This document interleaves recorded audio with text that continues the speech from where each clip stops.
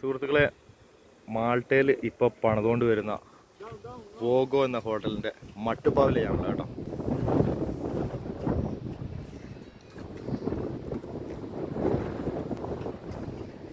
അപ്പോൾ ഇതാണ് എൻ്റെ വർക്കിംഗ് ഡ്രസ്സും കാര്യങ്ങളൊക്കെ. അപ്പോൾ ഇവിടുത്തെ ഒരു വിദൂര ദൃശ്യം നിങ്ങളെ കാണിക്കാമെന്ന് വിചാരിച്ചാണ് ചെയ്യുന്നത്. ഇതാണ് നമ്മുടെ ക്രെയിൻ. ഓക്കെ, ഇത് ഇത്രയും ലെങ്തി ആയിട്ടുള്ളൊരു സംഭവമാണ്.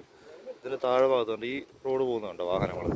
ഇതിലെ വാഹനങ്ങൾ പോയിട്ട് നമുക്ക് മെറ്റീരിയൽ കൊണ്ടുവന്നിട്ട് ആ റോഡ് സൈഡ് നിർത്തി കഴിഞ്ഞാൽ ഈ ക്രെയിൻ വന്നിട്ട് അവിടുന്ന് സാധനങ്ങൾ എടുത്തിട്ട് നമുക്ക് എവിടെ വേണമെങ്കിലും കൊണ്ടിറക്കും. ഇപ്പോൾ ഈ ഇരിക്കുന്ന സാധനങ്ങളൊക്കെ നമുക്ക് കുറേയൊക്കെ താഴെ ഇറക്കാനുള്ളതൊക്കെയാണ്.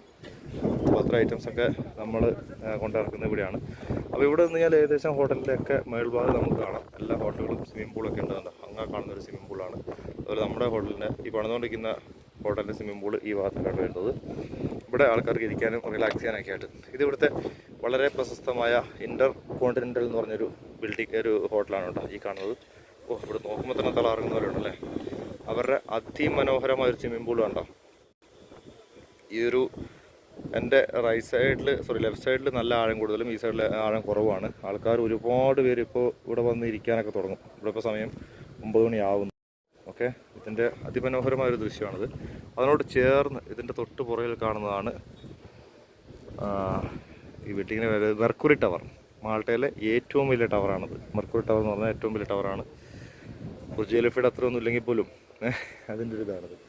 നിങ്ങൾക്കറിയാം, ഈ കാണുന്നത് വളരെ പ്രധാനപ്പെട്ടൊരു ഹൈവേ ആണ്. സെൻറ്റ് ജൂലിയൻസ് പറഞ്ഞ ഈ ഭാഗത്തെ ബന്ധിപ്പിക്കുന്ന നമ്മുടെ മെല്ലിഹ, ബുജീപ്പ, സെൻറ്റ് ജൂലിയൻസ് തൊട്ട് വലറ്റ അല്ല മോറോ പൗള ഭാഗത്തേക്ക് പോകുന്നൊരു റോഡാണ് ആ മേൾ ഭാഗത്ത് കാണുന്നത്. താഴെ അതിൻ്റെ ഒരു സബ്വേ. മൊത്തം ഒരു മാൾട്ടയുടെ വ്യൂ നിങ്ങൾ കണ്ടോ.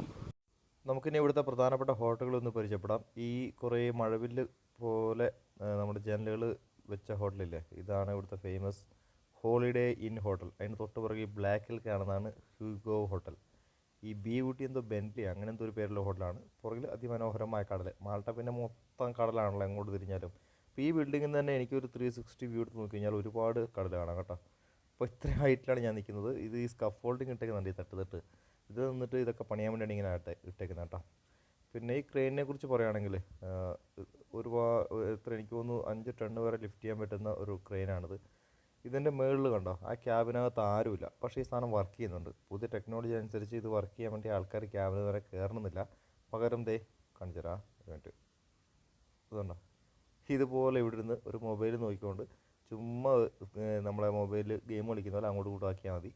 അതിൽ സാധനം അങ്ങോട്ടും ഇങ്ങോട്ടും പൊക്കോളും. അത്രയോളം ടെക്നോളജി ഉയർന്നു ഉണ്ട്. 65 മീറ്ററാണ് ഇതിന് മൊത്തം നീളം. ഈ ഏറ്റവും അറ്റത്തേക്ക് 1 ടണ്ണേ നമുക്ക് പൊക്കാൻ പറ്റുള്ളൂ. പക്ഷേ ഏകദേശം നടുക്കല്ല് ബാക്ക് വശത്തേക്ക് വരുന്നവരും 5 ടണ്ണ് വരെ നമുക്ക് പൊക്കാൻ പറ്റും. കാരണം മുമ്പ് വശത്ത് വെയിറ്റ് കൂടി കഴിഞ്ഞാൽ അത് കുത്തിപ്പോകുമല്ലോ. താഴെ ഏതാ റോഡ് കാണുന്നുണ്ട്, ഒരു പാഴ്സൽ വണ്ടി, നമ്മുടെ ഐച്ചർ പോലത്തെ ഒരു വണ്ടി പോകുന്നുണ്ട്.